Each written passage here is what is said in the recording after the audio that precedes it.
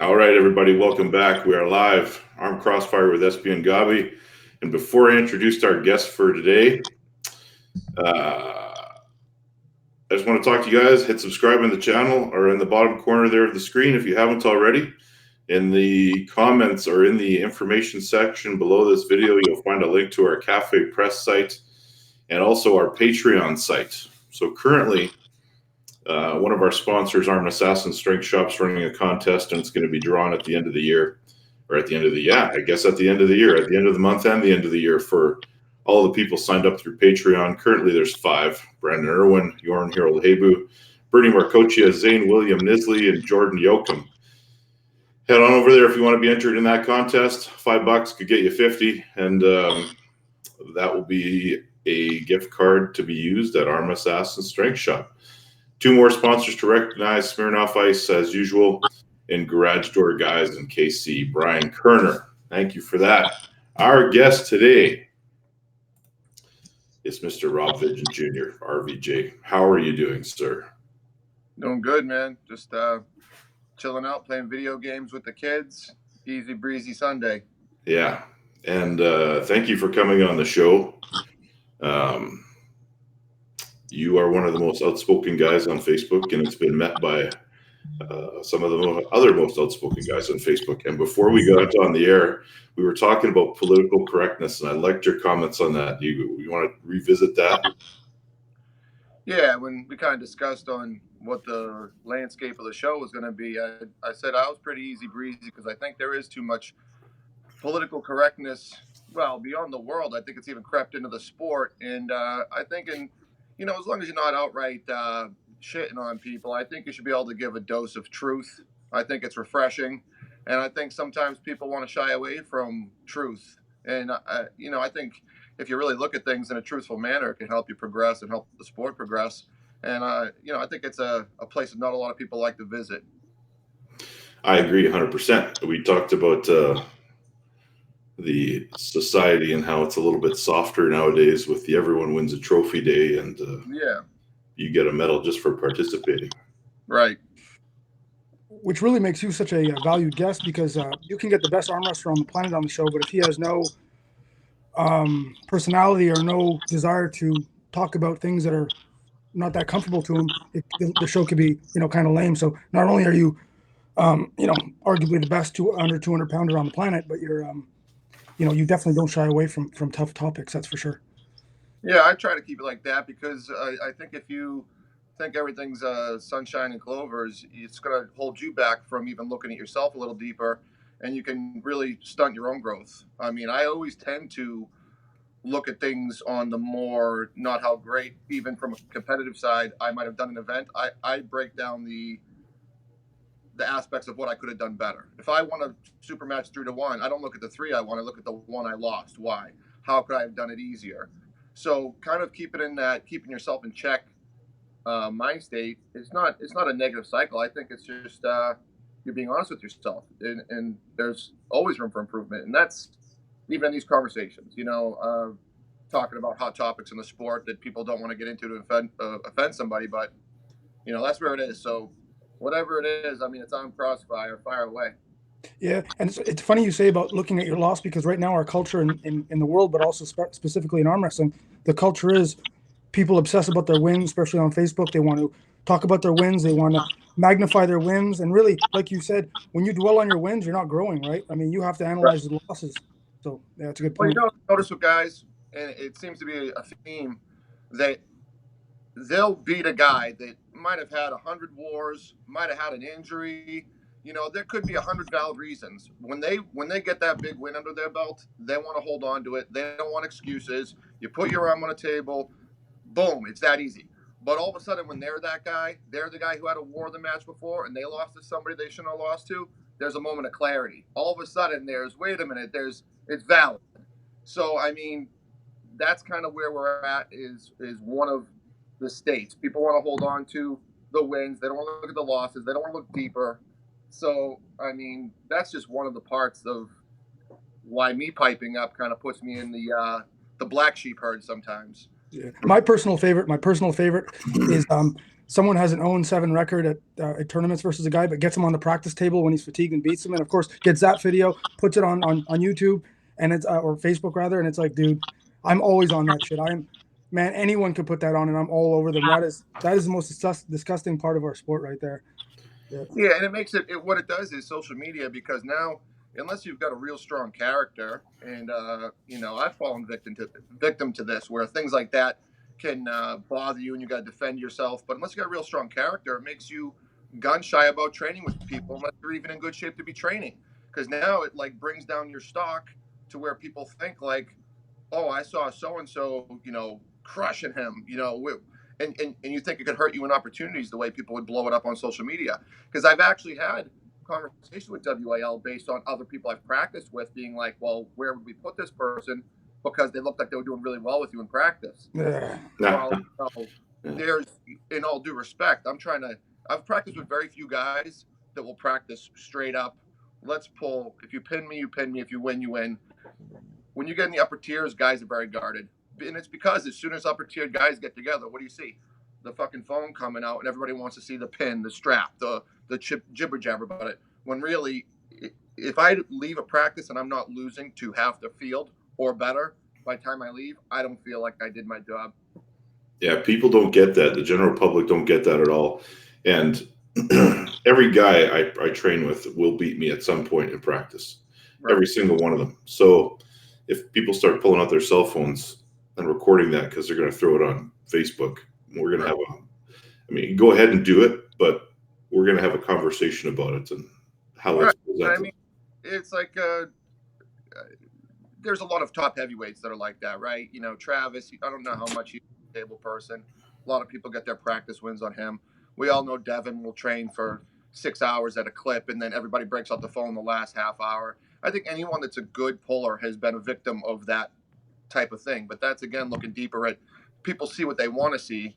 They don't see what reality is. The same person that's blowing out Devin at the 225 practice they went to goes to 225 WAL and goes 2-0 to the guys that weren't even top 10 sometimes. So that's the reality that hurts. They only want to see the practice video that they'll keep in their timeline. Yeah. And if Devin, if everyone went off practice wins, Devin would be responsible for bringing in a whole new crop of guys that don't belong at the top level in WAL. Right. Exactly. So we got a question here, Rob, before we move forward and I lose it. Somebody's asking about RVJ beating Dave Chafee, and they want you to tell that story. Admittedly, it was some years back, but Dave was doing good. So the first time I pulled him was 2009 Rule of the Nation. I was in the I opted to pull up into the super heavyweight class. Real good class. I think everybody that was worth anything, with the exception of I think Devin Larratt wasn't there because he was deployed. But all the top heavyweights, Travis, John, Ron, Dave Chafee, Don Underwood when he was rolling hot. So we were all there. And I bumped into him in the early rounds. And he was big at the time. He was, if I remember correctly, a little bit under 280, like 275. And I was able to roll his hand and throw my shoulder on it, and I got the win. About a year after that, he wanted to have a super match, and I rolled into that match pretty trained, and I knew I was going to lose, but James Wagner made it pretty appetizing for a kid to come out and party and put a couple $100 in his pocket. So I went out there, and I actually got the first win of the first round. And then one of the rounds when I had him flop, he threw his shoulder on my hand and buried me in his body, and my arm was blown there, and I couldn't stop him, and he won the next three. And so I got 2 wins on him, and it was good because after that, like a month after he beat me in that match, he dieted down to 242 and was like our first American to win WAF gold in a long time, right? So he dieted from where I pulled him and smoked out, I think, Tokarov and all those guys. So I got 2 wins on him. I'm not going to say it's the Dave Chafee that's there now, but, he was rolling hot. It was a month before he won 240 worlds pretty easily. So I'll take it and run with it, considering that my condition was going there as a sacrificial lamb in my mind. I had a question for you, and this is a perfect segue for it. I've asked this myself, and I've wondered what I would do if I was in your shoes. Have you ever considered trying to put on about 15? I know it's not easy for you to put on weight, but maybe put on 20 pounds and go for the overall. Yeah, I'm kind of creeping into that. Depending, this year is going to be a transitional year for me because I see guys moving up, and I think ability and physicality. I got the limbs and the ability to. I see guys having success at heavyweight with a smaller skeleton. So muscularity, I'm heavy up top. I don't really get exploited through my hand, even in the heavyweight. So yeah, I've considered it.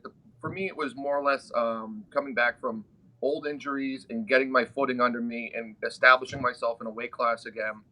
And then as I start to hopefully continue to pull away from the pack, I will try to continue to maybe look at gaining weight, if at all possible. Just it's nice to be unrestricted.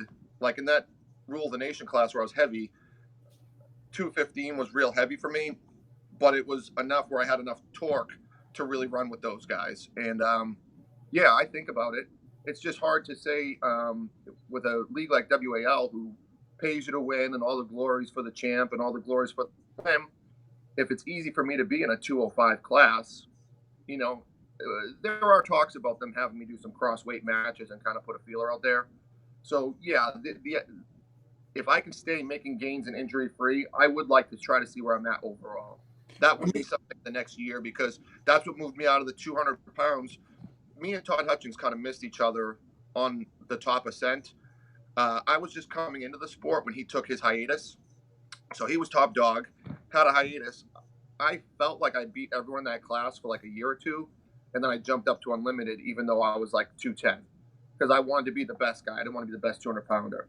And then I pulled Marcio kind of off the couch after a layoff, hurt my arm, and then Todd Hutchings came back in the sport. So we never really met each other at high points in our career.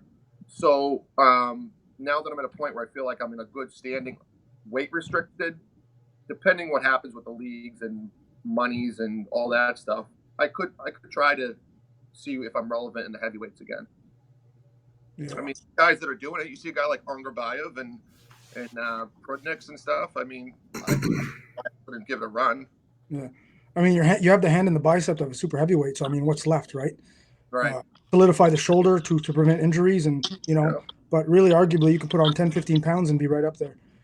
Yeah, I feel with a little bit of weight and also recognizing where my schooling could brush up. I'm always trying to learn the straps more and look at angles more, and I really like to look deeper at the game from my own standpoint. So I always see that I have a lot of improvement. So if there's room to improve and you can gain weight and get stronger, I mean, you can be on a big uphill trajectory. Going into the 2020 season for Wall, or do you find yourself bored? Do you find there's a fire under your ass? Like for me, if I was you, I mean, really, who's out there that can really, in your mind, in that weight class, give you a legit match? Is there anyone? Well, I always think I get nervous about everybody. Okay. I was shitting my pants with Justin Bishop. I was shitting my pants with Storm. And some of that is because the years that I was injured, when I had big balls before I got hurt and would pull everybody, the years that I was injured, it kind of like I was taking losses to people that it rocked me and I didn't think that I should have lost to. So now I kind of get really off balance and nervous about pulling everybody. But all those guys, I mean, it is a talented field. All those guys, you got new guys coming up that are super hungry. You're not going to really out-train them like Paul Lynn. He's super motivated. Do I think that there's anyone on the roster? I've said if we both show up having our best day, and that could be anybody, meaning we both, myself and whoever else is on the docket, we both show up having our best day of our lives, I feel that I win. With that being said, of course, I get nervous about guys, but there's a lot of talks about them bringing in some really top-end Europeans. There was talks about me pulling Krasimir this year, which would be an incredible match, but Krasi has no interest in being weight restricted now after his Zloty run. One of his training partners, Jordan Konev, who's probably equally as good as Krasi right now, different skeleton, different set of tools. I've pulled Konev. Yeah. So all these guys are super real, super legit. It gives the league legitimacy. So things change so much with the league and who they bring in and what changes that. And I know that guys change year to year. It'd be rude to say you're not worried about anybody, because that's how legends are made, when one person passes the torch to another. At one point in time, Johnny Walker did have like 30 wins in a row on John Brzenk until those tides changed. And I'm sure until John Brzenk beat Johnny Walker probably wasn't really worried about John Brzenk. He's probably like, I beat the guy 30 times already. And then it changed hands. So I'm always off balance in terms of, and I think that keeps me running. And for me, I work in kind of like a negative headspace, where the idea of the I told you so's and losing, and where right now I'm 2 years undefeated, people really kind of want to see me lose. I think that keeps me sharper than the idea of loving to win. Here's a big question. Let me just ask you something on a personal level too. We disagree on a lot of things, but one thing we've always agreed on was you versus BML. Where do you put him? Do you put him as a potential top 3, top 4? Like, in my opinion, he has no chance. But do you see in the next year, 2, 3 years, him being a legit threat to your right arm?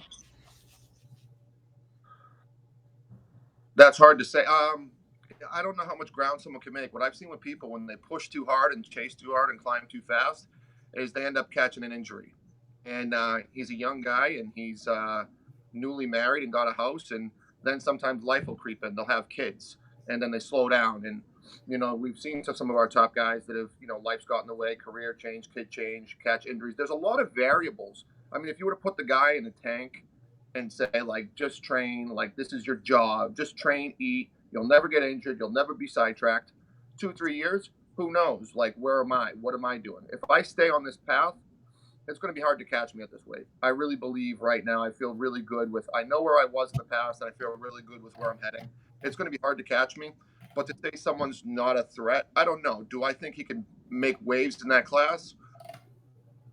Yeah, he's pretty versatile, but I think there is a bit of a gap between those guys who are like the top 4 guys and myself, and then like the rest of the field. It's still really good. They're still really good arm wrestlers, some of the best maybe even in the world. But there is a gap when you get to like a really big, heavy Craig Tullier, myself, Todd Hutchings, Storm Chelino even. Do I think he's going to beat those guys in the next year? No. I do think he believes that because he's on a winning record. But I think, he's got potential. He understands the game. But there's too many variables right now. But don't you believe that, again, you and I, one thing we have in common is we're very, very, very, very hard to take to be top rolled. We set our hook. I think someone like BLM who's versatile, that's a disadvantage against you. I think someone like you going against someone who's versatile, that's a bad matchup for them. I mean, versatility isn't going to beat you. One hell of a hook, a boatload of stamina, or one dynamite top roll is gonna beat you. It's not going to be someone that's balanced, in my opinion. Yeah, I mean, if you look at my history, I've never really been top rolled. It's never happened. And I mean, that's even talking about in that same tournament I pulled Dave Chafee at that tournament when I was running really strong. I clamped and contained Travis's top roll, even when he false started on me. So to say that in 200 pounds, I've never really had my hand cracked back. Only time it maybe was questionable was when I was in the straps, bad wraps, kind of completely green to what I was doing, and the straps more or less exploited me more than my hand being the problem. Hooking me, nobody really does it with the exception of Todd, but I pulled Todd in a time that I didn't have side pressure, and I was all back and he was all side. So we know how that game goes. One of you is going to either get your back move, or one of you is going to be throwing off balance sideways. So, and he's really the only guy that willingly hooked me. And the ones who did, at least within the past years, I beat. I mean, even a guy as strong as Craig Tullier threw his shoulder and lat and everything on my bicep. And I was able to just pull through that with purely a bicep. And he's probably, if you remember his matches with Todd Hutchings in Vegas, for raw torque, got to be, a top 2, 3 guy in North America, especially when you add in a short-armed guy and you give him two extra inches of pad to drag on. So it really magnified the torque. So versatility, no. I mean, at the end of the day, if you can't really exploit something on somebody, it's going to come down to power and application. And do I think that he's near my power level? No, because I don't think he was close to my power level when I trained with him before. And I've only gotten stronger as well. I'm not sitting in a basement doing nothing. I'm not training 2 a day, 6 days a week. But I think with what my body will respond to, I'm doing what's necessary. I had a question just based on everything we've said so far. It seems like the matches that get made for you are reactive. You are just reacting to what other people want. So if you were to pick a guy that would get you excited and set the goal for a certain arm wrestler, do you have any of them in mind? Yeah, I think that anything that will elevate the class, the status, or legitimacy of the championship. So a heavyweight would definitely have me worried. Um, anything that's probably anyone that's widely regarded as better than me. The Todd Hutchings thing is like beating a dead horse. We all talk about it. I've talked about it. I've done other podcasts about it. But I understand the fact that he's probably pursuing his own goals of being an open guy. He's got no interest in coming down. But because of our history, he's one of the guys I've pulled more than anybody. That would kind of get me excited. It would get me nervous as well. I mean, we have our own little choppy history, but I do understand the quality he brings overall. John Brzezinski, I would hate that match because you'll never beat that guy. You know, Even now? if you smash him, it's going to be well, you never would have beat old John. Right. Old John's not a train, and you might get a version that's as good as the young one, but there'll always be something with him. I mean, he's the GOAT, and if you kill him and surpass him, you never really will, per the eyes of the public. So it's a lose-lose match. One of the Europeans, people that are like widely regarded as the Europeans are so much better than us, I think there'd be a lot of excitement with that, even though, you know, they bring a different quality, a different style. So someone like Sasho or Plamen or Jordan Konev or Krasimir or whoever else, Spartak Zoloev, I don't know. Any of those guys would definitely, something that can unify that WAL does have legit world level people and not, you know, it's, I said it on another podcast and it's kind of funny that Europe is ultra legit without pulling us Americans. They're just legit because they're deemed as better. But if we have legit world-class guys over here in the continent, but we don't pull Europe. So we lose legitimacy because we don't pull their guys, but they maintain legitimacy without pulling our guys. You know what I mean? It's kind of a two-way street. So I got you. anything that gives worldwide recognition. I think the lightweights have it great because there's world-level guys that are proven in there. I think we do have world level guys in the 200-pound class. The supers have world level guys, but anything that gives legitimacy and kind of is a match I'm not supposed to win. It's a bad place to be in a match going in when you're like an 80%, 90% favorite. You know, nobody needs that pressure. Yeah, and it seems like the prospect of having rematches doesn't get you very excited. Yeah, no, it doesn't. It's hard, and that's not a knock because if I was one of those guys that I took the loss, I'd want right back up there. I'd want to, you know, you want your shot, and especially the structure of the WAL and how many people are knocking at the door. Some people don't know if they're ever coming back. I mean, for instance, Craig Toulier, I think might be the second best guy on the roster, and we haven't seen or heard from him yet after losing to me. Which is how shitty is that? You have one match as a title match. He might go down to what? Still a number one contender, maybe pull a Storm, but then he disappears because the way the matches go, people can disappear. So it's you know, it is hard to get excited on my end, but I understand why these guys are chomping at the bit.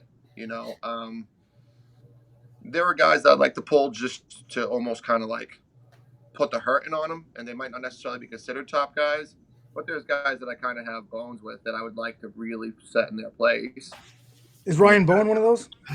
Yeah. Him, you know, all the guys that kind of trolled me before I got back on social media and everybody professed I was the most beatable guy in the world for the last 6 months. I don't know when I became the heel of arm wrestling, but, you know, like Ryan Bowen, Brent Rockers, BLM tapered it down for a minute. You know, he's been kind of chill lately, but still he's piped off enough and said enough things that I would like to pull him to kind of like look him in the face and let him know that he wasn't really there.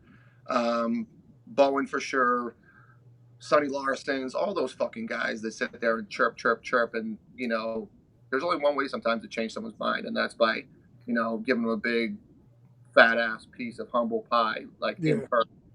And sometimes that doesn't even work. Yeah, well, I mean, Ryan Bowen somehow came out of a 0-5 performance, and that motherfucker was unscathed. Like, happy with that. Yeah. I mean, so, and I guess like the sunshine of the spotless mind, you can convince yourself of anything. But I mean, he might not be the guy to humble. Maybe the other four will. I don't know. Yeah. I've seen crazy shit on social media the past couple of weeks. We got Jody Williams in the comments section. Shout out to Jody. I saw your comment, but things are moving so fast in the comments section that we're losing half of them. Joel Cagle, also re-ask your question because I've lost it. I had it saved and it just keeps pushing because there's so many people in the comments. But we're doing good. Gobby, what else you got? Man, I want to ask you the future of your daughter. She seems like a fucking dynamite prospect. Are we gonna see her pull next year, or was that just a one and out? Nah, she actually has been pulling for about 3, maybe 4 years. And Okay. since her first tournament, she went into her first tournament and she absolutely loves it. She's not going anywhere. This is why I've actually grown into loving women's arm wrestling, because I'm seeing the pavement for my younger daughter and her, just they get it. And she walked into her first tournament, and it was a weight class tournament, and there was a kid there that was like, it was Josh Grant's son. He was pretty seasoned at arm wrestling, and he was like 2.5 years older than her. And in kid world, that's like an 18-year-old kid going against a 30-year-old man. You know, the structure and everything. And he beat her, and she came back through and beat almost everyone else. I think she took third place. And then similar thing on her second tournament. And then after that, once she kind of put her body together and got a little bit thicker and a little bit stronger, she's burnt every tournament for the last 3 years. She's beating adult women that aren't arm wrestlers, but her mother went into a store with her, and there was a workout lady there that, you know, you figure it's still an adult woman. And the lady was at the register, and she's like, I saw your video. She's like, I want to try you. And my daughter huffed her, and she kind of like, her eyes got wide, and she then really wanted to try. And my daughter still busted her wrist and peeled her over. And I mean, she's incredibly strong. She's just. How old is she, Rob? She'll be in February. She's gonna be 11. Wow. But even as a baby, when I was a little kid, when she was little and she just got walking, she would want to come over, and I had one of those pedestal sinks that, you know, you brush your teeth at and shave at, and she'd want to see what I was doing, and she could grab the edge of it and pull herself up, and she could hoist herself off the ground even at like 1 year old. And she's just always had, you know, abnormal levels of strength. She's got really, really big long hands. She's got like a lot of the weirdo things in me, but it doesn't make her look as weird as I do. She's kind of put together, like she's thicker in the legs because she does cheerleading and stuff, but she's just incredibly powerful. Her hands and wrists, and she just has it. She just understands it. And kids are sponges. You know, I kind of taught her a few simple directional things to do with her hand, her arm, and she's pulling other kids that are trained, but she's just proficient at it, and she's super strong. So yeah, no, it's not one and done. My kids ask me all the time when I got a tournament to go, like, is there kids there? Is there kids there? You know, they want to go. Addison County, we had to miss for conflict of scheduling, but anywhere there's a kids class, yeah, she's not going anywhere. She tells the kids at her class on career day, what do I want to be? She wants to be an arm wrestler. So Awesome. That's interesting. I have an 11-year-old daughter too that's an aspiring arm wrestler, so maybe they will run into each other at some point. Yeah, and I mean, we're going with, like, my dream would be that this whole WAL, PAL thing just stays going and blows up, and I get to be on a card with my daughter one day. Like, that would be the coolest shit in the world for me. You know what I mean? That'd be, and if she stays on a trajectory, she might be good enough in like 5 years, right? Throw a little hormones in there when they finally go through their change in like 16, and they're blasting away, because that's basically what the Europeans are doing. It's their crop is so much bigger because culturally they're exposed to it as kids, right? So by the time they're 18, they're lethal. So yeah, she's not going anywhere. Great. So you're obviously a WAL guy, but how do you feel about the rest of the crop, like, or the rest of the organizations like WAF and IFA, for example? Is that something that would ever interest you at any point in the future? Yeah, I would say probably not WAF, even though it's a super legit organization still, and I think it still gets a lot of top talent. But they always have such shitty fucking venues. I mean, they always in places I don't want to go. I said a long time ago, if you want to get people to go to Worlds, book a fucking Worlds in Aruba, because even the people who suck will go. Charter out a cruise ship, and everyone will go on Worlds. So this year, the first Worlds I ever considered, they're having Worlds at Disneyland. I'm like, well, what the fuck, man? I'll just pack up my kids, I'll go to Crossfire, and I'll go to Worlds in Disneyland, because what's better than going to Disneyland for a week and then you dip in and do a tournament for a couple of days? Like, so I've considered it IFA because of that, but I think IFA is still a very thin crop. You know, I don't really know the politics of how everything unfolded, but apparently arm wrestling's a lot more complicated than I ever understood. Apparently there's all kinds of bullshit behind the curtain I never knew. I think everything's going good, and I think there's a lot of growths that we don't even know about. PAL's obviously doing their thing. They've always been doing good things, and there's all these little micro leagues doing their challenge matches and tournaments. So, I mean, it's everywhere. I mean, I think it's great. And when you start getting people that are regular dudes like me getting recognized at Home Depot, and I mean, I'm not even like a shadow of like goddamn Devin Larry or some of these guys that got real social media profiles. So, I mean, when you're getting recognized and people who definitely aren't arm wrestlers and aren't even physical have seen it on TV, they reference Game of Arms, they've seen WAL pop up on Bleach Report, it's definitely growing. And I think it's in a great place. I agree. And they've just started showing, like in the last few months, the old WAL shows all over Canada. So it's getting bigger up here as well. I heard they're going to open up all this stuff to even broadcasting for countries that can't get it. So even all this old content we have that's like hours and hours and hours is going to be brand new to somewhere else in the world. So it's just spike numbers. And I mean, I can only imagine what happened with numbers when Devin went to like just China and India. I mean, that boosts your numbers by like hundreds of millions and billions. So for exposure, I mean, it's only really growing. And I think the leagues are all doing good. They all have the little nuances. But right now, I mean, yeah, I'm a WL guy because, in my opinion, what they're doing as a whole, a lot of people have their opinions because people feel slighted that they're not involved. But if you look at the big picture, I think they're the best. Go ahead, Gobby. If you can, again, I look at your style and how you approach the sport. Do you think the deep 2-inch pads favor you? No. No. Okay. No, because it was usually the people who running. Yeah, the running, looping type of pullers. They're the ones. If somebody commits to pulling me, it's usually a very cut and dry day for me. It's the people who like, when you give somebody a higher pad to float the elbow and a deeper pad backwards, those are the ones that like they're non-committal. So I don't think it favors me because I train on a 7x7 and I almost hardly ever foul. I don't have an elbow foul issue. So for me, a 7x7 is cool. I think if anything, it helps the other guys, the real back pullers and loopers. So what would happen if they took an inch off the back and put 1 inch on the front? Yeah, that's great. I think that would change the landscape a lot. That's a conversation that was recently had because I think that's a conversation that's had many a times. You get 2 inches to the back and nothing in the front. So, you know, a reference that was made was like, you know, Jerry Caderet and Michael Todd pulling. The landscape of that match does change if Jerry can come an inch forward. And it changes with a lot of matches for people, even defensive pullers. You know, I like to sit in that little defensive pocket up there in the top right corner when I pull right hand. I like to just put my elbow there. You give me another inch forward that people can't get back more, all of a sudden that block becomes a lot tighter.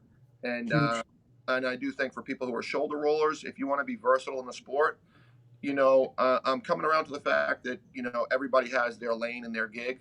And you get your shoulder rolls, your choppers, your floppers, your pressers, your kings movers. I mean, that's all their thing. But if you're going to add dimensions, it should be equal. It shouldn't just favor the guys that are, you know, back draggers. And I mean, I love going backwards, but for me, the way I've been pulling in the past couple months and what I'm grooming towards, backwards for me is like if I could take an inch from somebody, I got all the back I need.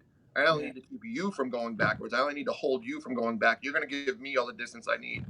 So back for me isn't as important as maybe forward. That's what I figured. Yeah. I think an inch would change the landscape for a lot of things, and it would definitely help me. Well, I think it would help any non-runner, any grinder, any defensive hook. To pull it and get in there, it'll change the game. I mean, I can just look at the matches that happened last year and how the results could have been changed if that was in fact the landscape. 1 inch on the front, 1 on the back. I mean, Jerry. I mean, you kidding me? Todd, yourself, Jeff Hale, maybe anyone that likes driving up and in. And want more. I mean, that's huge. And with that inch, like you said, you're taking it an inch off the back, so it's really a 2-inch swing. You're giving the guy an inch on the front and taking an inch off the back, so that guy can has an inch less to go, while the other guy's got an inch more to come. So that's a 2-inch swing. Oh, yeah. Definitely the landscape. Definitely those people like you do see with Jeff Hale and Sam Harris, where he was just on the cusp of getting turned. You take those 2 inches away, that really, really changes things. I mean, 7x7 wasn't broken, but I do like and appreciate the fact that after watching PAL, I've ordered them all. I'm a fan of the sport, but man, it's tough to watch. You're getting these really high-end guys anticipated for a year, and some of these matches, like, they're going out on fouls. Some of them aren't even like moving, and even those Zlotys people, and that's probably part of the fact I won't go to Zloty. I'm not a fouler, but I know that as luck would have it, I'd go there and foul out, and I'd want to burn the fucking country down. So could you imagine, hypothetically, if you went to Zloty next year, and because of bad luck or bad reffing, or you fouled out twice, could you imagine the trolling you would have to absorb? Like, it would be that would be insane. You'd have to like log off for like 3 months. The YouTubes and everything, just from the shit I've given Ryan Bowen, what he would give back to me in terms of social media content, where my computer would catch fire. Yeah, there'd be no level of trolling. I'd have to go into a fucking hole and wear a disguise. I'll lend you one of my accounts. You can go underneath. Sounds like Gobby's got about half a dozen of them. I don't even know anymore. I need you to send me the list, Gobby, so I stop responding to these people. Mm. So the name Brent Rakers came up a couple of times. I've been listening to all you guys talk on the on Neil's podcast. Yep. Exceptional. But how does his name come back into the mix? I'm not aware of him pulling anywhere recently. Yeah, you know what I talk about? You guys remember Uncle fucking Johnny or whatever his name was from Napoleon Dynamite? Yeah. In 85, I could throw this pigskin over there, mountains over there. That's where him and Sonny Larson are at. They're thinking about a win they might have got, which Brent never in a tournament.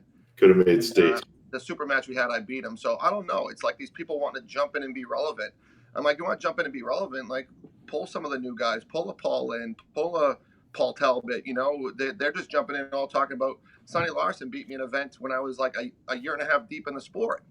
And I got a win on him the same day. And then 6 months later, I blew out the tournament that he didn't even place in. So I'm like, most recent. But these guys, I don't know where it's coming in. I mean, he's professed the gospel that this year is going to shake up the world. So we'll see. If I was a betting man, I mean, I'd bet against it, but we'll see. Well, it's very interesting that Neil all of a sudden has found these guys that have given you a run at some point over the course of your career. Yeah. Who we haven't heard from in a long time. He was trying to get all the trolls on the phone at the same time. At that time, Brendan Mulvihill was a troll. Bowen was trolling on me. I mean, Bowen's like, that guy can't keep one iron on the fire. That guy is always, he doesn't have one thing to focus on. He's always got like 6. He wants to really gunshot the arm wrestling world with all the goals he has. Even still, I thought Zloty would be like, put my head down and train. But it's like, no, I got Chance Shaw. I got fucking whatever else he's got going on. And I look at it and I'm dizzied. I'm like, haven't learned. But that's his gig. That's his style. But he was getting all the trolls on there. We didn't get Bowen on there, which me and Bowen did our own thing. But Sonny Larson and Brent Rockers were basically on every thread that my name was even mentioned. And then Brendan. So, yeah, I mean, just because that's the power of social media, right? The squeaky wheel gets the oil. Well, plus your brand has never been higher. You're at the king of you're at the top of your mountain, in wall and under 200 pounds.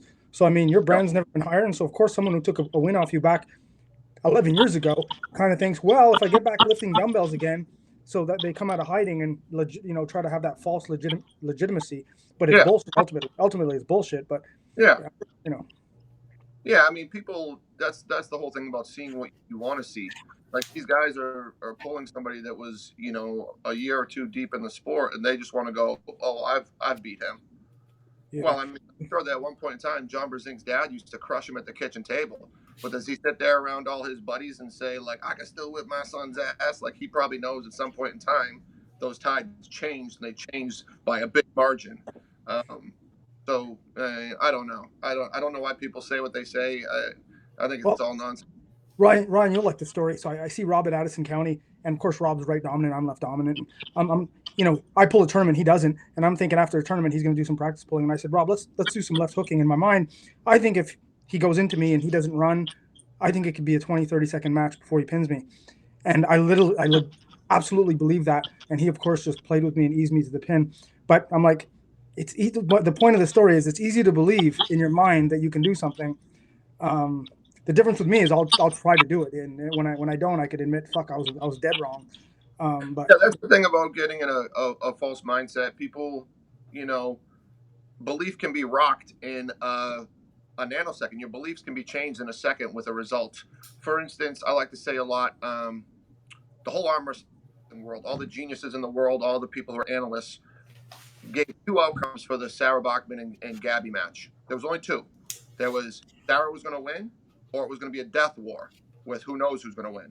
Not one person, besides maybe the people in Gabby's camp, thought that Gabby was going to beast mode that match and it wouldn't even be close. So there's all your arm wrestling knowledge, analysis of what's going to happen got rocked. So, I mean, belief is one thing, but actual results in reality is a whole nother thing. And that can all your belief can get rocked. I mean, let's go. We'll go on Bowen, because when I can get a camera in my face, I don't mind doing a tad of trolling. That guy legitimately wasn't looking at the experience of Zloty. He was so conditioned in his thought process and his vectors and who he trained with. He thought he was going to go into Zloty and mop it, right? And then that icy cold shower of reality hits you, and everything gets to shrinking, and you gotta wake up the next day and face that you might have been wrong. He was going with he was counting on the top 5, which would have put him in the top 8 event. Let's be honest. Placings besides fourth place are all fucking bunk. That just matters on where you fall in the bracket. You get 25% of every field goes 2 and out.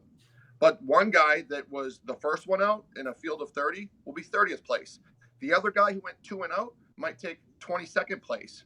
So he looks like he placed 8 places higher when you both went 2 and out. It's fucking ridiculous. Placings like that when you start doing 13th place. Don't you fucking love when a guy goes? Don't you fucking love when a guy goes to Worlds with his 30 in a class or 25 and he said, I did better than I thought. I finished 17th. I'm like, dude. So it's 2 and out. Yeah. Well, it doesn't matter. Like anything after, let's say, podium and then 5, like 5 can be, if it's a 30-man class, 5 is still, you can still gauge it. But anything after 5, like you said, the draws. Right. And you got to think too, like the only way that that's even valid is if you went 2 and out, but your first draw you pulled somebody like Zoloev and got a real fucking deep, ugly grinder with him, and he beat you, but you showed that you were like of that level, and then you lost your rest. Then people could look at it and go, well, that's an example of a guy who might have been a much deeper run but had a shitty draw. But that wasn't the case, and most of the time, that's not the case. Most of the time. It's happened, but it didn't happen to Zloty this year. What happened to Zloty was the truth, with the exception of, I do think, Herman was obviously banged up, and he didn't look like he was even putting any application into lining up. I think he felt banged up and hurt, and I can respect the fact that someone pulls a pretty good tournament like 3 days before. For me, 3 days is right about when that shit starts to really hurt. Day after, you're like, oh, I feel good.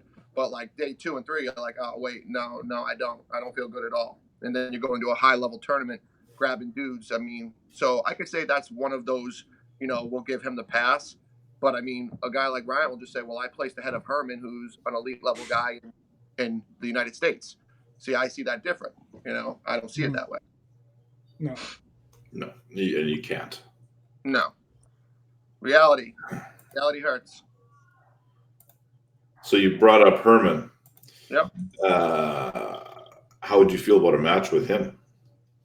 I think it's an interesting match that people have talked about for a long time. Again, when I'm trained and feeling strong and capable, I feel good about a match with anybody. But I have great respect for he's a guy who has a high intelligence and understands the arm wrestling game. I don't see him as a non-threat. I think he's a great arm wrestler. I've got to give myself a nod that if I'm in shape, training on a table consistently, and doing what I need to do, I can win any match. But on that note, I think Herman's been a great puller, and I think he's definitely one of the really solid pullers that's in North America. So He's that being said, at other events with other top guys. I mean, he's real deal, but he falls into a basket with a lot of other guys. I give them a lot of respect. People think that by my picking myself to beat somebody, that it's like a disrespect, but it's not.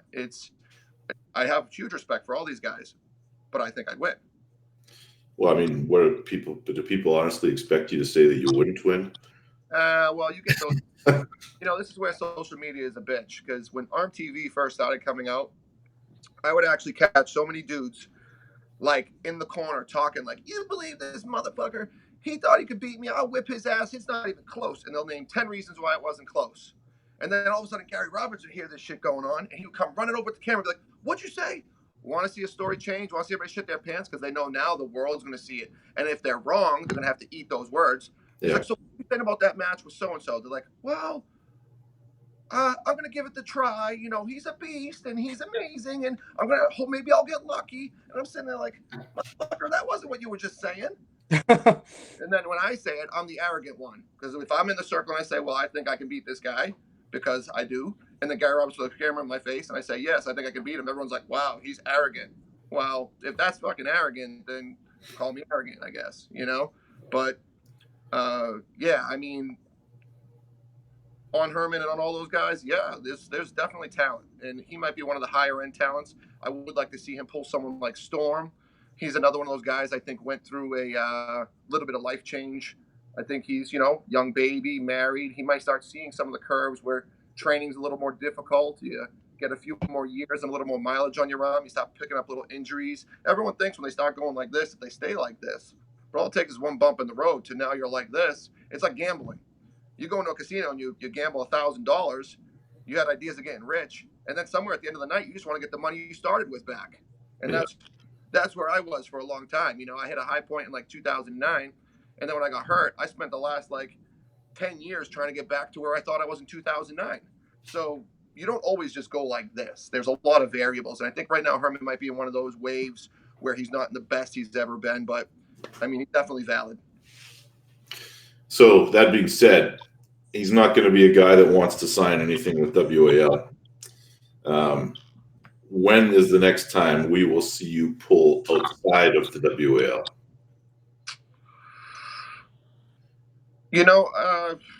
I'm getting open to the idea of doing it. There was a request for me to kind of not do it where stocks are high and whatnot, and I respect that because, right now there's so many people beating at the door that I got to kind of just try to like play the game while, it's high, because who knows when this ride will end.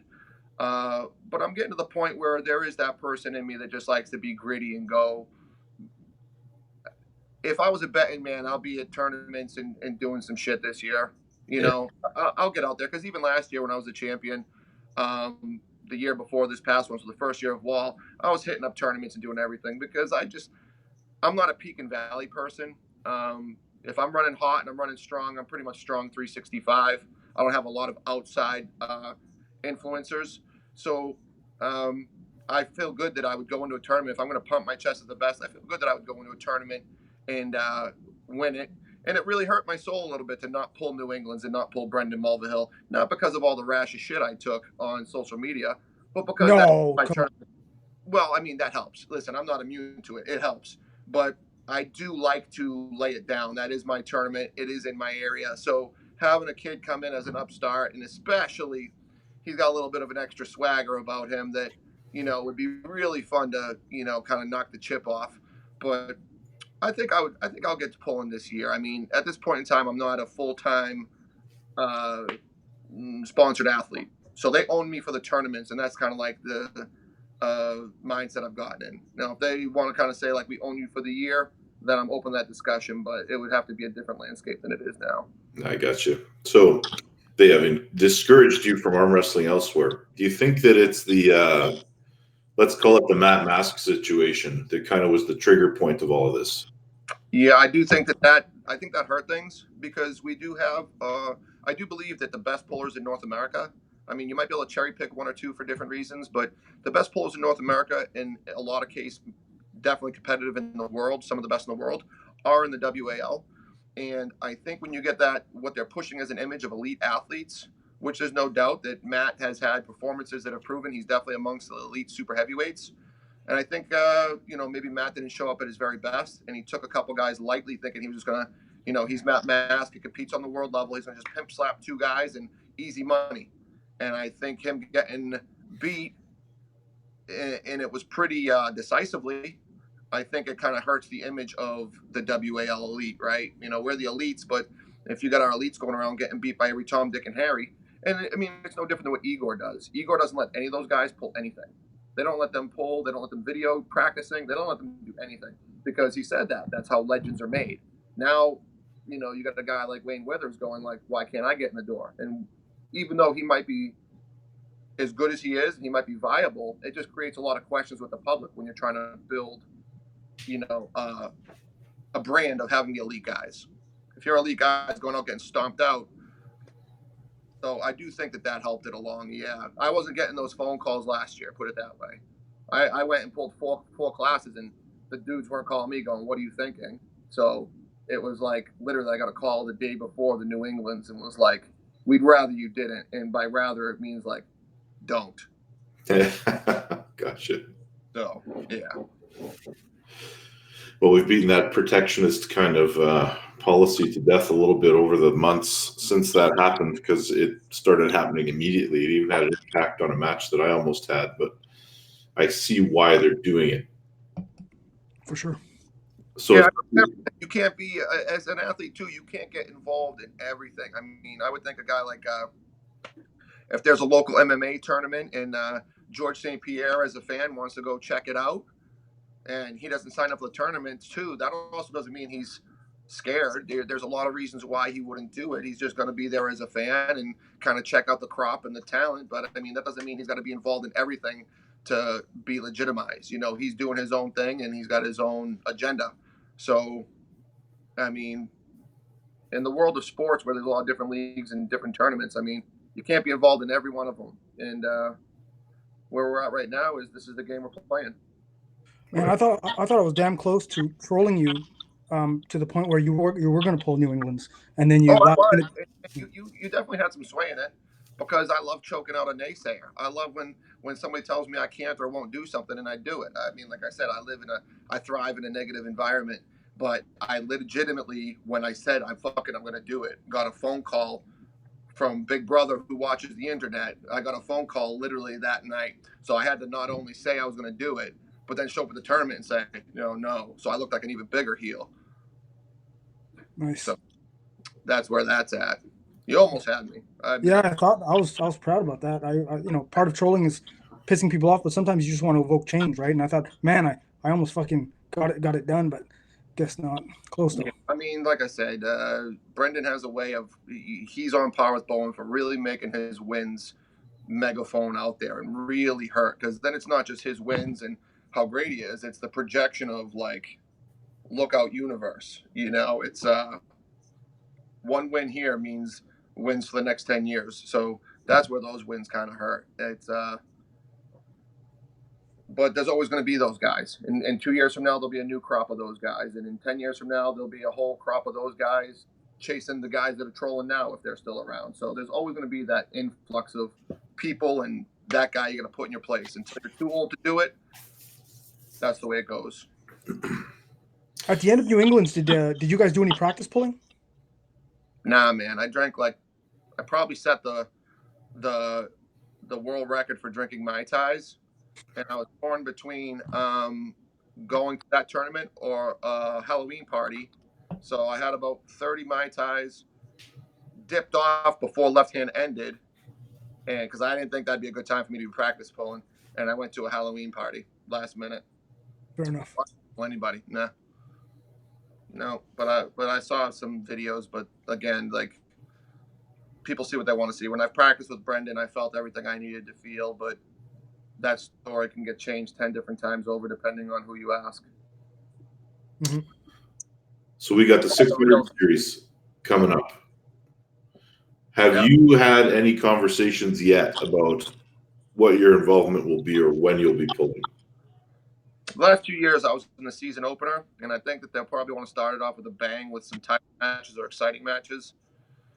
But no conversations. I've just heard a lot of names come my way that are like, it leads me to different directions. I've heard guys that are already actively within the league. I've heard Europeans. I've heard guys that are from the heavyweight if we met at a catch weight.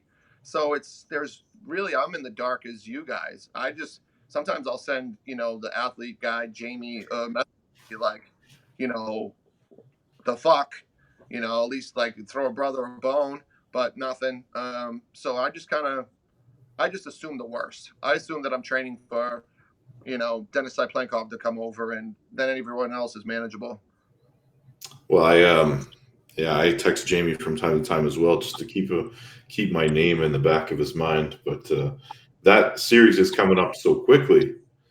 Yeah, it went super fast, and I mean, I think it'll really start to redline and turbocharge after the New Year's. It's always been like they'll let people get through like Christmas and New Year's and the holidays, and then they'll just start banging shit out. Like people be getting calls like in January, February, and they'll give you like a 6-week notice, like, hey, need you here on this date, like, boom. So I imagine they're going to want to kick off the season pretty strong. I would imagine their first one's April. But there's also talks about having so many more shows this season, which there's a lot of things which we don't know what's going to go on. It changes year. Yeah, it's interesting. We we know that Krasimir is probably out of WAL now for the foreseeable future. He's got too much stuff going on in that other league, which is a shame. So it's going to be fun to see. That's what I'll say publicly. I mean, there will be hellfire to pay if I don't care if he's from another country, if he made a special blood pact. If one of these motherfuckers is allowed to pull top 8 and then cross over into WAL, there would be serious repercussions from my end. That would be monster bullshit. Because I requested to go to Zloty, and they said you can go to Zloty, but you can't pull top 8, which I respect that. But if one of these guys does a crossover type thing, that's like, what's good for the goose has got to be good for the gander. Yeah, bullshit. Yeah. I respect the fact of why, but as soon as you let one guy creep and do that, then everybody's like, I mean, you got to think the Michael Todds, the Devin Larratts, the myself, now that there's a 95 class. I mean, the guy I think that will probably be the first one to do it, that will make me pull my fucking hair out, will be John Brzezinski if he stays active long enough to cross back over. But that WAL gets drawn, that PAL gets drawn out so long. I almost had a heart attack when I ordered the first PAL tournament, and I thought it was going to run through like a tournament, and they're like, no, we'll see you in 6 months. I was like, what the fuck? There's a good chance the guy who like was the worst guy over the course of a year could now become like the second best guy. It's a year difference. They're all training and doing shit for a year. I'm like, how you gonna have a tournament saying this is the best guys, and a guy who takes a loss in round 1 now is permanently in the losers bracket for a year later? I mean, it's kind of a fucked up structure, but like I said, he'll be a year out with that shit. Anyone who's involved with that is locked up for a year. Yeah. And what are your thoughts? Does it really go that long? Yeah. Wow. It started like right after Zloty last year, and they wrapped it up in Zloty. It was almost like was it like every 6 months or something, I think? It was at least a few months, and you're going to see it start up probably sometime early in the new year, and we'll be talking about it finishing a year from now. Zloty. Yeah, that'll be the finals. Back there 3 times. You go to one location, do the opening round. They wrap that up. Then you meet in like they did Malaysia. Then they did that second round. Then they met at Zloty. So they're like, they're in China. There was a China one too. Yeah. Well, so there's big spans in between. I mean, a tournament is like, who's the best guy today? Now, who's the best guy today? And then we'll do the finals in next year. I mean, so that structure's a little bit weird, but forum, hey, like I said, it's a different league. I support it. I buy the show. I sit down and watch it. So I'm a fan of the sport. I just sit and watch it. I love it. I like to watch it once they edit out the 10-minute long setups. Yeah. You'd think it would be easier, but that's why I like WAL. I don't like the automatic straps, but I do like the fact that you get matches fired pretty quick. I think that's great. I think it's I think for me personally, there's things that I would like to see changed. But I mean, I'm also, instead of swimming up current, I'm understanding that this is the game that's in front of me, and it might be here to stay. So I'm just trying to. That's another part of my improvement goals is just to go with whatever they throw at me. Make it a lot easier that way. Yeah. Well, gents, we're at the hour mark. Gobby, you got anything else? Quick question, Rob. BLM versus Adam Barrett, right-handed. What happens? I almost got to think that that's really finicky on who gets their spot. And I know that Brendan is very good in the straps. But from what I've seen him, who I've seen him pull and who I've seen him beat, I got to be convinced that Adam stylistically is a goddamn nightmare for Brendan. And I think he gets in at will. And I think he beats him. Yeah, I love Adam, man. I think his move, yeah. Yeah, he's very proficient at that coming across, and he doesn't need to wrist curl. He kind of like naturally like knifes in and down. Yeah. I mean, I pulled Adam in Vermont, and I beat him, but then he went through, like, he pulled every class in the building, and he went to the super heavyweight class like he wasn't even warmed up because he's just so proficient and so fast. And you see him move to Florida, and he's pretty much doing the same thing in tournaments. I mean, he's been doing the same thing in tournaments right along. If unless you've got a really good arm or an incredible full hand top roll, which is the debate you and I have had about top roll, the top roll that kind of like people get away and like don't commit and they rotate like this, that's susceptible to inside. I agree. The top roll is kind of like what I like to do. Guy like we'll say Sharon Remez or Ron Bouth or John Brzezinski, when they full hand, they really get your hand trapped, and then they got a ton of rotation to roll you. To me, that dominates a hook. But there's very few guys who do that, and that's how I beat Adam. Was just, you know, but you either really need a really, really good arm or really good full hand top roll, and I don't think Brendan's up to snuff in those areas. Yeah, maybe that's why we had a kind of like a stalemate, because I assumed, like you're talking right there, that full hand control top roll. For me, that's more of a high hook. Right. I mean, it's got a different name. Yeah. It might be a high hook. That's how I like to pull. I don't top roll. I don't even cap anymore. I'm proficient at top rolling, and I don't even cap my. I pull under my thumb because I want to get people controlled and towards me first, and then I just bury that in there. And if it falls in a hook, I'm kind of like in the center of the table spot, and I'm comfortable there. But I just feel like I'm a lot more shoulder committed, and I have a lot more power in finishing and executing. You see these guys that top roll from a post. When they're up high like this, they're almost depending on the other guy to hang on to pin themselves, because they rotate away, but they don't have any control. So it's like if the guy hangs on to him, he pins, but you can both just turn away. And how many times you seen this in the middle of the table? You know, top rolling. Nobody really has control. Those are the guys, if somebody carves in on and they're sitting away from their arm, yeah, they're fucked. In hindsight, the argument I should have brought up to you is, if you could only have one of the two, would you rather have great flexion or great pronation? That would have been a better argument to present to you than what I did. We would have had less ambiguity. Yeah, I would say for that, probably as much as I'm a big fan of rotation, I love it. But my rotation comes from once I get my flexion. Yeah. Because if you just rotate, people can just slip and get away, and it's not really worth anything. I think you need to get, like I said, classic John Brzezinski. When you really saw him, he would trap the hand with his hand strength and his wrist strength, and then you'd see him start to crack back and go like this. And you're really good top rollers. I'm talking your really super elites, your Arsen Lilievs, your Engen Terzis. They had incredible wrists that they didn't go here first. They kind of came this way. And then once you were fully trapped and like almost palmed up and broken, then they rolled you. Mm-hmm. So, yeah, I would say the wrist flexion would be the primary to rotation. But rotation without flexion it's almost, you're not even going to transfer any power. No, but if you have rotation and no flexion, I mean, man, you're in a world of hurt against most people.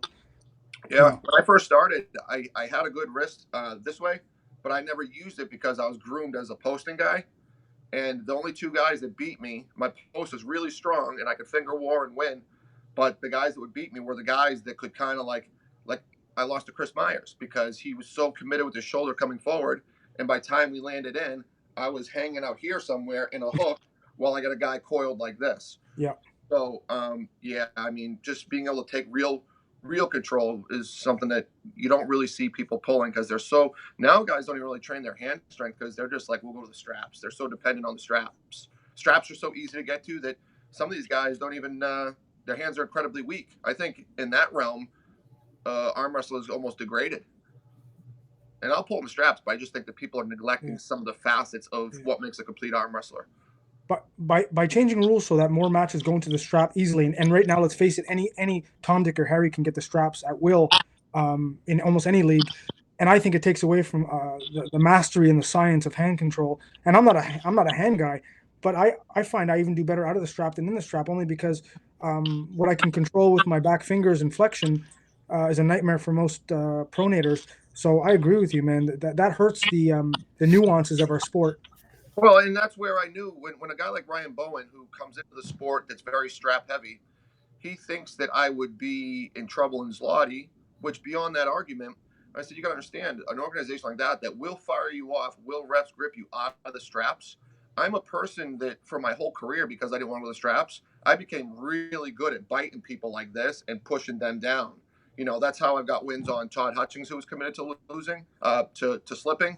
A guy like Bill Sinks, who's a strap master, has never slipped on me once. And these guys are fully committed out here somewhere, like, let me go. And if I chalk the shit out of my hand, I've made it a career at pinning guys who are trying to escape. Very much like Cobra does the same thing. Chad Silvers does the same thing.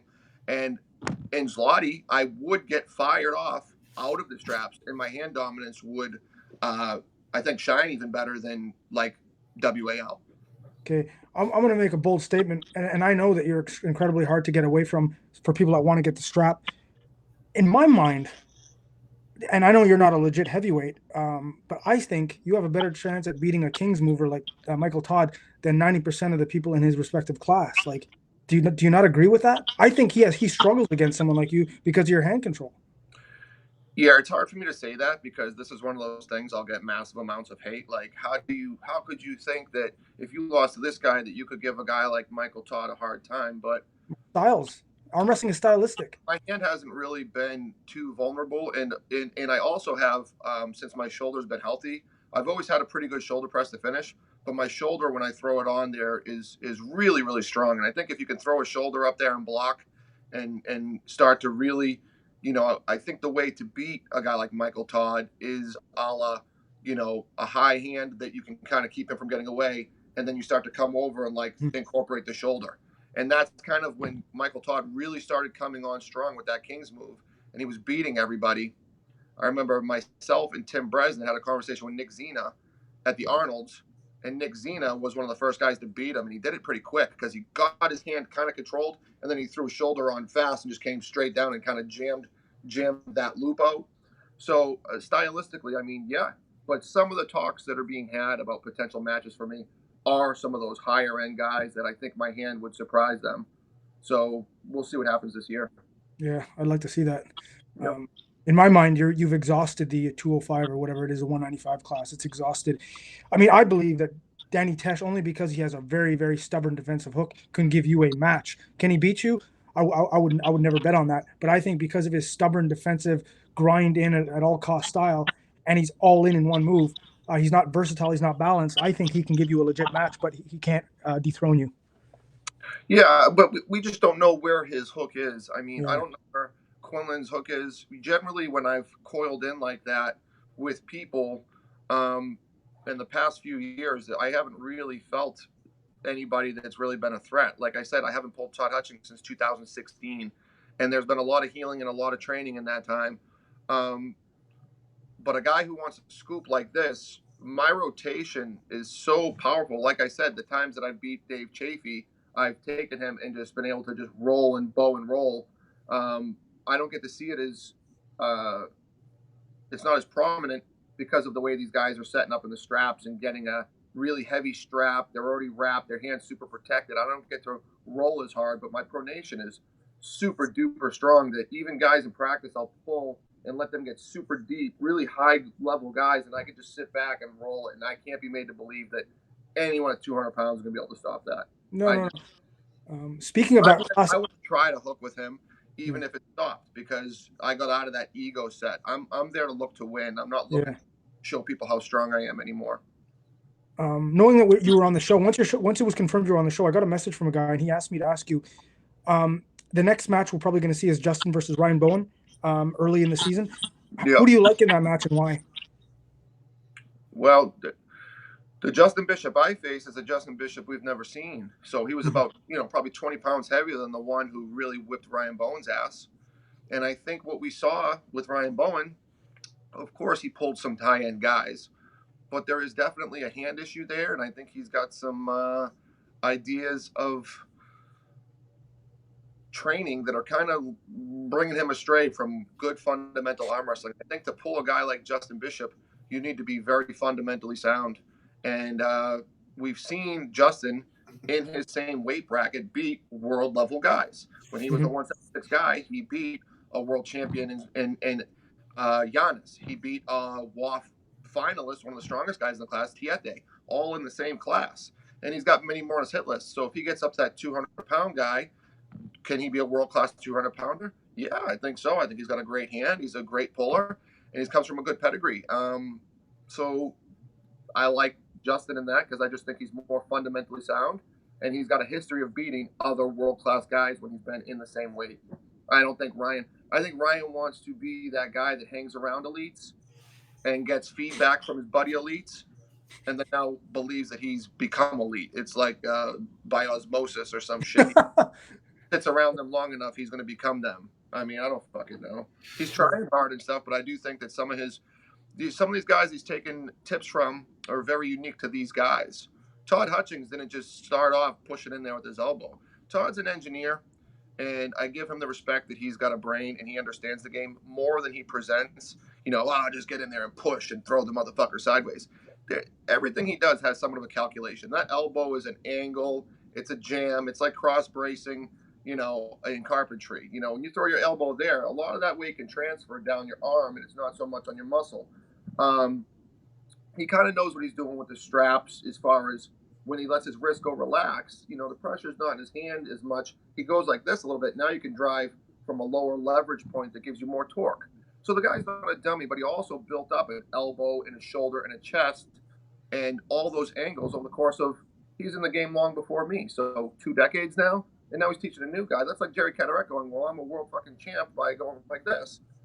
You could get 1,000 students and not one of them would have an ounce of success like that. You know what I mean? It's something that he developed that's unique to him. A guy like John Brzezinski and Devin, they got unique builds and unique strengths that, it's like if Mike Tyson tried to train Muhammad Ali to be a boxer, or Muhammad Ali tried to train Mike Tyson to be a boxer, neither one of them would have been world champs. They don't know how to interact with each other, which is something you touched on. Like you and I are very different builds and setups, so it's very hard for us to relate to each other. So I think he's taken things from people that are very unique circumstances. And it's going to take some time for him to get back on track. Right now, Justin wins. I like it, yeah. So just an additional match to call. Chance Shaw versus Ryan Bowen. Who wins? Fuck. That one shouldn't be close because he looks very proficient in the straps. He looks very proficient in the straps. It's very hard to tell because I always go in the mindset when I'm pulling someone, don't watch their highlight reel because everyone looks unbeatable in a highlight reel. But I've watched enough of his matches. I've watched enough of his just basic fundamentals and how good he looks in the straps and his setup. And he doesn't look like he just has a weak arm. He's not a kid that, like, if someone knifes in on him. I mean, he looks to be a pretty complete puller coming up. I mean, he looks like he'll be one of our next good heavyweights. Is he going to be the guy that's going to beat Dave Chafee or Marcio Barbosa in the next year or two? I don't know. I'm not sure. And I don't know how good the guys were in shape-wise that he's beaten, like Nick Zener and stuff. But the fact that it happened, I mean, Nick Zener's not going around losing to any bums, even when he's out of shape. So the kid's very, I think he's coming on strong. I think he's got an incredible strap game. I think he's just seems to be fundamental everywhere. He's just a bigger version of what I'm talking about, Justin Bishop. That shouldn't be close. No. I don't think it should be. That should be a severe fucking wallop, and Chance should then get into whatever little fucked up tournament they have, and he should win that one too. I mean, I don't know why he's throwing himself in these goddamn matches. Stay the fuck off social media and get better. God damn. All right, gents. Will that be a wrap for today? Yeah, man. I'm good with whatever. Before we go, you were mentioning IFA and people getting information. So next week, Jody Williams says on Arm Talk, he's having Denise Waddles on the show just to talk about the IFA Worlds. And on top of that, we have Anders coming on the show, the president of the IFA, getting rescheduled. We don't know a time or date yet, but that will happen. And I guess technically this is our Christmas episode, so Merry Christmas, you guys. And Rob, thank you so much for coming on the show. Look, North Swole. Beautiful. Love it. The problem with the Worlds, though, that makes me really sad is I don't know that we'll ever get any, per us guys who aren't brand new in the sport, that we won't get any legit world champions. All these poor guys are going to have asterisks next to it because it was bad enough that when WAF was isolating people because of the drug testing and everything, which I think is great. I'm all for that. But they would always say, like, oh, well, in this class, like, this guy wasn't there, this guy wasn't there, this guy wasn't there. So now with the split of organizations, now you've got even more separation and more things. So it's almost going to be like winning a national championship. People will say, like, well, you might be the national champ here, but there's this guy in this country and this guy in this country. It's just a bigger separation.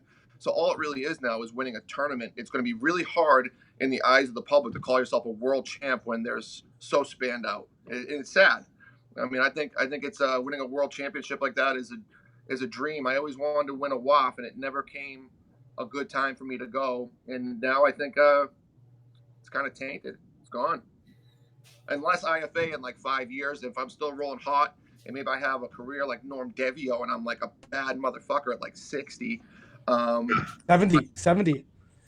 Dude, the guy's 79. Like one of the saddest days of my life was when I went to a tournament. I grew up hearing Norm Devio's name like at every cookout I went to because he beat my cousin at some tournament in the 80s. And he was like, Norm Devio. And the guy was a legend to me my whole life. And every tournament I went to, he pretty much won for the first like 10 years of my career. He was still going and winning national championships against guys like Corey Ruiz and, really young, good, solid pullers winning nationals.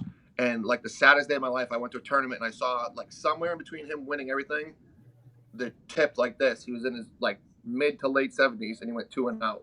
And that for me was like seeing a person who was like superhuman, that it finally caught him that he was human. And that was one of the best things for me. But even still, at 79 years old, he'll catch people still in tournaments if they hit his sweet spot and they can't move him and the place will go crazy. But he's 79 years old. I mean, at 70 years old, he was tearing ass.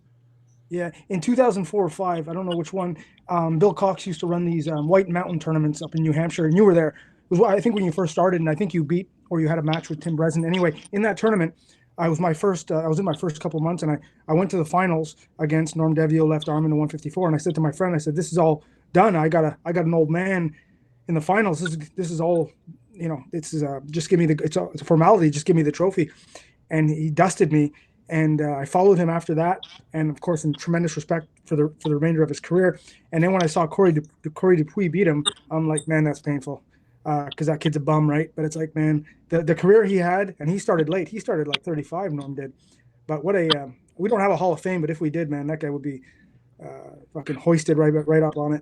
Yeah, he's as successful as anybody really in his weight class, right? But he just kind of like hit at a time in an era without the internet and, a lighter class. But I mean, he's as successful as anybody. He's like a Dave Patton of his class. I mean, he had a time, I've talked to him an extent that he did probably like 10 years without losing a match. And I mean, and he didn't just win it. He would win it in like really, chill fashion. So absolutely incredible. So if I can get a career like that going, if I can stay injury free and be like super bad and for like the next 20 years, and IFA turns into what they're looking to do, where it's full unification again, maybe I'll get that world championship I'm looking for. But when I go to Orlando, it's not a disrespect to the tournament or people who win, but it's not the world title that it was like 10 years ago. Winning WAF like 10 years ago, before even the leagues, because the leagues even watered down the tournaments, right? And compete because of leagues and shit like that. But like 10 years ago, WAF tournament was like premier. Even national tournaments were premier because those were our biggest events. Now everybody saves up money events and the league events, but back in the day, the nationals was like the biggest thing. There'd be 500 guys there and all that shit. Now it's like, it's sad, but I mean, we're going a different direction. But I'll go to IFA because it's in Orlando. I think that's genius. Yeah. Well, pack up the kids, right? It's a vacation for the kids, nevertheless. Yeah, and I mean, I am looking. A question that I'd like to know whenever they do this is World's going to be kids, and what constitutes kids? I think juniors is what is it? Did somebody said like 18? Because I would love if it ever gets to a point where they have something like 13 and up. Really cultivate it. Kids that are older. I mean, kids are doing wrestling. Kids are doing fucking judo and football at a young age, getting their heads banged in. Why not get arm wrestling? I mean, you can't be worried about injuries. That's part of the game. My kid got his leg broken, first broken bone in my family on a trampoline. I mean, that's why they call it the blues. I mean, it's sports. I'd love to see. I would definitely be more active in the world scene if kid events like that were happening. Like I said, my daughters love it. And I got two boys that I only think will probably do the same thing. Were you an athlete as a teen, Rob? Yeah, I was a really good athlete, and there was a lot of things I probably could have taken a lot further. But usually the progression of sports is high school to college to hopefully something pro. And I dropped out of school to take over my father's business. My father had gone to prison, and at 15 years old, I dropped out to take over his construction business. So basically, that eliminated a lot of sporting that I could have pursued further. Okay. So yeah, if you could have done anything, what would you have pursued? The things that I was good at, I think I did them because it came easy to me, but I don't think my heart was really in it. I did football, I did track, I boxed.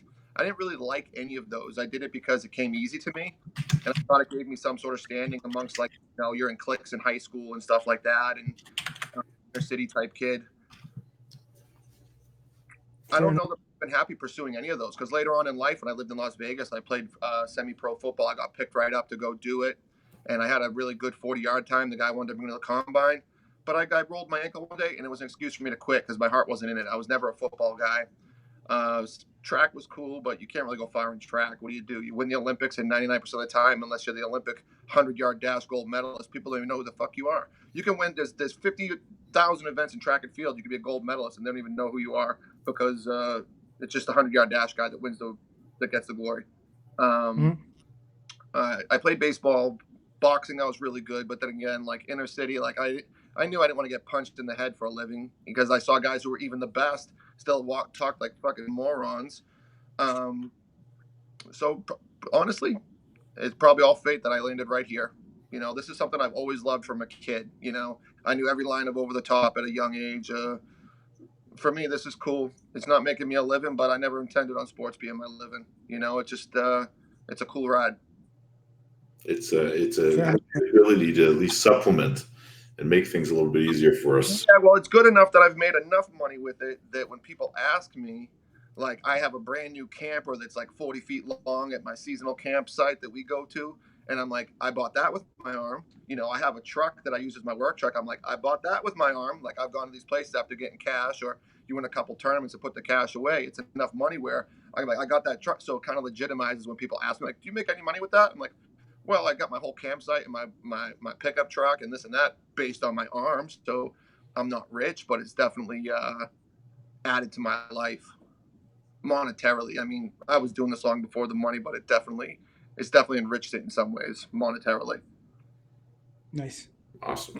Yeah, fair enough. Yeah. Okay. Are we done? No questions, boys. Nobody wants to poke the bear. We had a few in the comments section. Someone's asking how the match would go between me and you. I don't know. We never gripped. I don't know. Never. Nope. Never practiced. Never anything. No. We'll probably walk in a favorite, but like I said, I just like what I bring to the table. I'm sure you like the same way. It's sometimes you never know until something plays out. It could be an utter massacre, or it could be a great match. I think that's a long. I think that's a long match. That's not a 5-second match. I think Ryan hits, you catch. He struggles to pin. That's a 20 to 30 plus second match, in my opinion. Right arm, not left, of course, but right. That's not a bad matchup. No, that match was actually presented to me, I think. Really? Yeah. Wow. Yeah, just stylistically. But being the position I'm in as an undefeated champ, I don't think that until they sort out where I'm going, I don't think they want to put me in a position with a guy that might be a little faster, a little torquier, that could get me injured and then fuck up my 205-pound career until they make a decision that might be what I'm doing. You know what I mean? You stop pulling the guys like you and Marcio and Matt, you're going to have a little more torque and you're going to run the risk of a little more injury, which I understand. I feel good about not getting injured if I'm trained up. The time I got injured, I was basically off the couch pulling a very high-level guy. So I told them, yeah, I'm up for whatever. I mean, what's the worst-case scenario? You lose? I've already shown my ass on TV. I've already fallen short. I've already gone home to the hotel and goddamn near cried myself to sleep. So what's the worst that can happen? You know what I mean? You lose. I like a match with you because then I get to play like the safe card. Like I made a comment how the thing with Todd not coming down that's beautiful for him is he can't lose. He's a 200-pound guy who, well, he's regarded as a 200-pound guy. That guy could gain 40 more pounds. He could be 300 pounds and people still look at him as a 200-pound guy.